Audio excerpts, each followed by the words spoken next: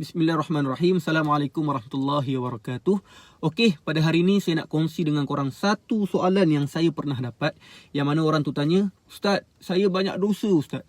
Tapi saya jujurnya benci dosa tu dan dah banyak kali usaha nak tinggalkan dosa tu. Cuma Ustaz, kadang-kadang susah. Tiap kali saya nak berubah, tiap kali saya dah minta ampun pada Allah, saya ulang balik dosa tu.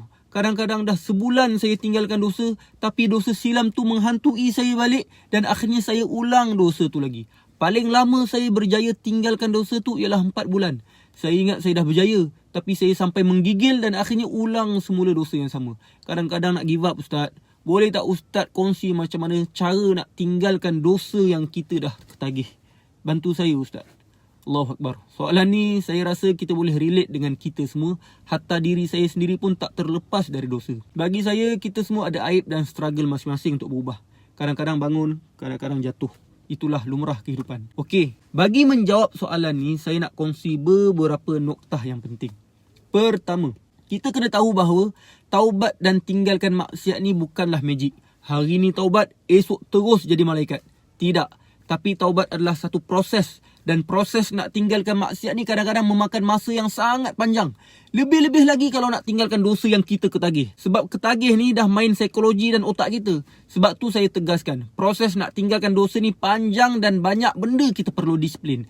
Kadang-kadang mengambil masa setahun, 2 tahun, bahkan ada yang sampai 10 tahun, 20 tahun, 30 tahun.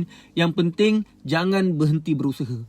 Once kita give up, once kita berputus asa dari rahmat Allah dan dah tak nak usaha untuk berubah, maka di situlah syaitan akan tepuk tangan bergembira. Sebab iblis ni dia nak kita putus asa dari rahmat Allah je. Dia nak kita jadi macam dia. Sebab iblis kan berputus asa dari Allah. So janganlah jadi macam iblis. Jangan putus asa, jangan give up. Teruskan perjuangan sampai mati. Akhirnya Allah pandang usaha kita, bukan hasil. Kedua, sepanjang usaha kita untuk tinggalkan maksiat yang kita ketagih tu, lazimilah istighfar. Kerana ulama' kata kalau kita tak mampu bertaubat meninggalkan dosa, maka perbanyakkanlah istighfar. Minta ampun pada Allah sebanyak-banyaknya. Tapi istighfar kita kena jujur. Apakah bukti istighfar kita jujur?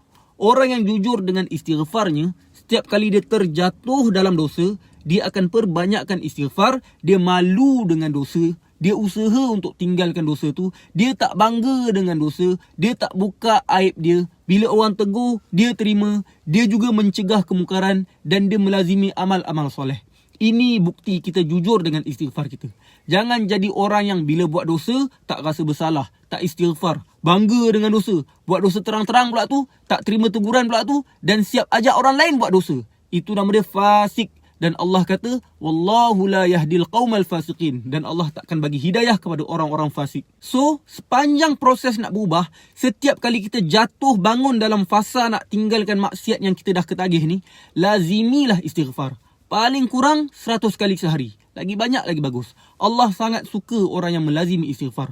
Allah SWT pernah berfirman dalam sebuah hadis Qudsi riwayat Tirmizi, Ya Ibni Adam, innaka ma da'autani wa rajautani ghafartu laka ala ma kana fika wala ubali. Wahai anak Adam, sesungguhnya selama engkau berdoa dan berharap hanya kepadaku, nescaya aku akan mengampuni dosa-dosa yang telah engkau lakukan dan aku tidak peduli.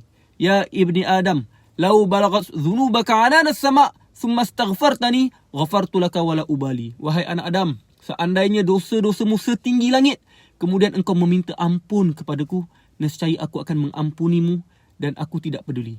Ya Ibni Adam, innaka law ataitani biqurabil ardi khataya thumma laqitani la tusyrik bi syai'ah la ataituka biqurabiha maghfirah.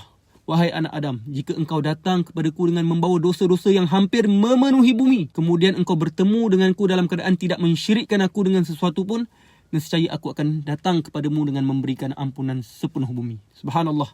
Sangat indah hadis ni. Baiknya Allah pada kita. Dalam hadis yang lain, Nabi SAW pernah bersabda, ada seorang hamba Allah mengerjakan dosa kemudian berkata, Ya Allah, ampunilah aku. Allah SWT berfirman, hamba-Ku telah mengerjakan dosa dan dia tahu bahawa dia mempunyai Tuhan yang mengampuni dosa dan menyeksa kerananya. Kemudian hamba tersebut berbuat dosa lagi. Lalu berkata, Wahai Rabbku, ampunilah dosaku. Allah berfirman, hamba-Ku berbuat dosa dan dia tahu bahawa dia memiliki Tuhan yang mengampuni dosanya dan menyeksa kerananya.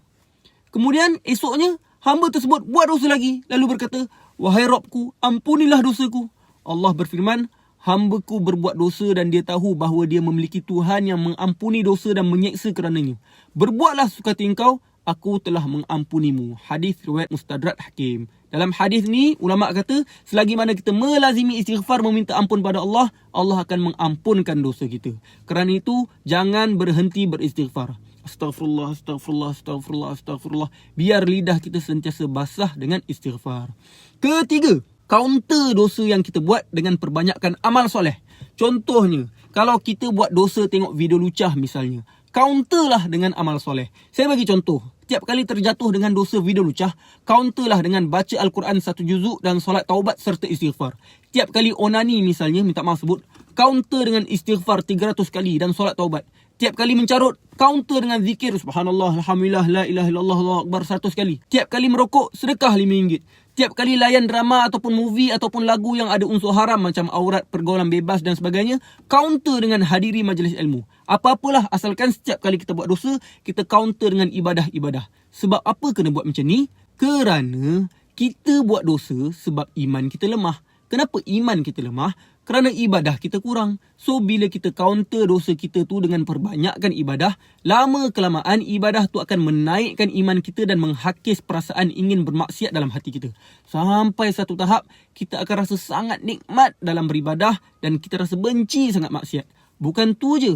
Allah berfirman, Innal hasanat yuzhibnas sayyiat. Sesungguhnya, kebaikan yang kita buat akan menghapuskan keburukan. Maknanya apa? Setiap ibadah yang kita buat, Allah bukan setakat bagi kita pahala. Tapi baiknya Allah bagi kita pahala dan Allah ampunkan juga dosa-dosa kita. Baiknya Allah pada kita. Yang keempat, pilih kawan yang baik. Duduk dalam circle yang baik. Kawan yang banyak nasihat kita, bimbing kita, tegur kita, kuatkan kita, tak skeptik dengan kita dan yang sewaktu dengannya. Benda ni sangat penting dalam kita nak berubah ni. Sebab kawan yang buruk akan mempengaruhi kita untuk ulang dosa yang sama. Wajib untuk kita pilih kawan yang betul. Sebab tu nasihat saya, joinlah usrah ke, majlis ilmu ke, persatuan Islam ke, apa-apalah yang boleh menguatkan kita. Yang penting, nak berubah tak boleh seorang-seorang. Nabi SAW pun ada sahabat. Ini kan kita nak berubah seorang-seorang sangat mustahil. Iblis akan mudah rosakkan kita bila kita seorang-seorang. Yang kelima, sibukkan diri kita dengan aktiviti yang bermanfaat. Sukan ke, aktiviti persatuan ke, membaca ke, memasak ke, tolong mak ayah ke, join sukarelawan NGO ke, dakwah ke, study ke, apa-apalah. Yang penting bermanfaat. Bila kita sibuk, insya-Allah mudah untuk kita lupakan maksiat. Tapi bila kita tak ada benda nak buat, hidup tak ada agenda, hidup tak ada perjuangan, itu yang akhirnya hanyut dengan nafsu. Dan yang keenam, banyakkanlah doa sahabat-sahabat sekalian. Doa sungguh-sungguh tiap hari agar Allah bantu kita melawan nafsu. Bantu kita tinggalkan maksiat. Doa sungguh-sungguh, doa setiap hari. Allah pandang, Allah dengar, Allah faham. Doa bahasa Melayu pun tak apa. Kadang-kadang kita ni nak doa yang bahasa Arab tapi kita pun tak faham apa yang kita doa. Jangan, Islam ni mudah.